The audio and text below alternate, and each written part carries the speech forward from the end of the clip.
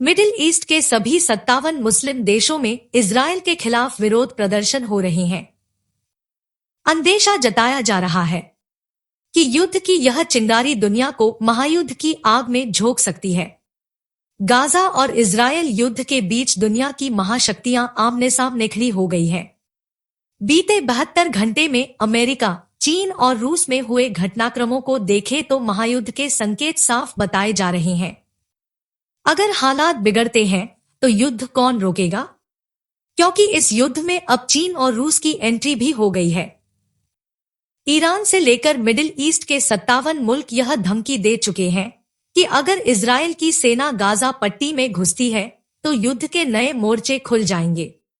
अब ऐसे में जब इजरायल की सेना गाजा की सीमा में दाखिल हो चुकी है तो क्या महायुद्ध की अटकलें सही साबित हो सकती हैं? युद्ध के बीच अमेरिका के बाद चीन की तरफ से 1 या 2 नहीं बल्कि 6 युद्धपोत अरब सागर में बैकअप के लिए पहुंच गए हैं।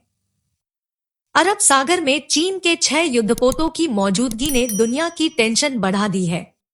कहा जा रहा है कि रूस के लड़ाकू विमान अपनी सबसे खतरनाक मिसाइलों के साथ काला सागर में तैनात है।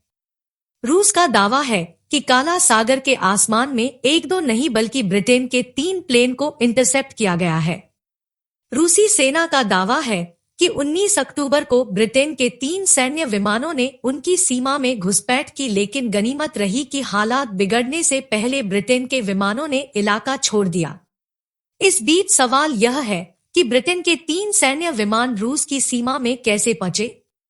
वहीं रूसी राष्ट्रपति पुतिन ने ब्लैक सी में लड़ाकू विमान तैनात किए हैं। यमन से इजरायल की तरफ 1-2 नहीं बल्कि 3 मिसाइलें दागी गई है। अमेरिका का कहना है कि अगर मिसाइलों को इंटरसेप्ट नहीं किया गया होता तो टारगेट सीधा इजरायल था। ईरान ने इजरायल के खिलाफ युद्ध को महायुद्ध में बदलने की धमकी दी है। इसके लिए ईरान ने स्पेशल 9 प्लान तैयार किया है। ईरान ने अपने स्पेशल 9 प्लान के तहत न सिर्फ लड़ाकों बल्कि 9 स्ट्रेटेजिक हथियारों की खेप जुटानी शुरू कर दी है। ईरान के इस प्लान के तहत 9 लड़ाकों के 9 गुटों को 9 स्ट्रेटेजिक हथियार दिए जाएंगे। इन हथियारों में फतह 11 बैलिस्टिक मिसाइल, स्कड मिसाइल, कहर 1 missile, Kheibar Shekan missile, Badr 1 missile, Burkan 2H missile, Qiam missile, short range rocket, Shahed 131/136 आत्मघाती ड्रोन शामिल है। खुफिया रिपोर्ट के मुताबिक इजरायल की 9 फ्रंट पर घेराबंदी की जाएगी। ये 9 मोर्चे Lebanon, Syria, West Bank, Jordan, मिस्र, भूमध्य सागर, लाल सागर और इराक है। बताया जा रहा है कि ईरान समर्थित लड़ाकों की फौज का पहला टारगेट इजरायल की संसद हो सकती है।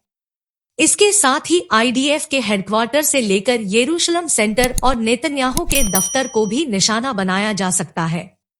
खुफिया सूत्रों का कहना है कि ईरान की योजना यरूशलेम से लेकर तेल अवीव तक तबाही मचाने और इजरायली बॉर्डर को क्रॉस कर कोने कोने में बारूदी कोहराम मचाने की है।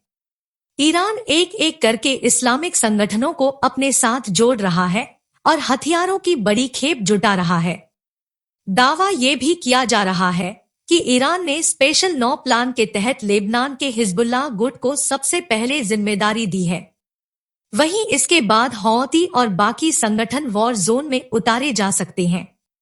यरूशलेम पोस्ट के हवाले से भी खबर सामने आई है कि ईरान इजरायल के खिलाफ हमला करने का तरीका खोज रहा है।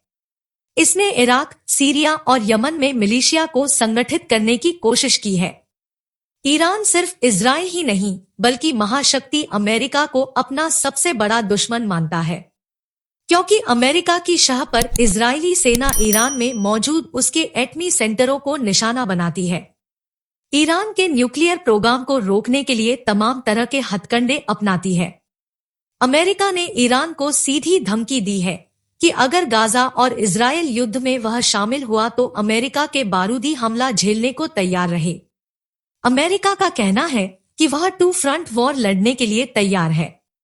एक तरफ अमेरिका हमास से लड़ेगा, इजरायल को हथियार और फंड देगा, तो दूसरी तरफ यूक्रेन युद्ध में रूस के खिलाफ हथियारों की सप्लाई जारी रखेगा। अमेरिका के इसी टू फ्रंट वॉर के किसी भी वक्त महायुद्ध में बदल जाने की संभावना से कोई इनकार नहीं किया जा सकता।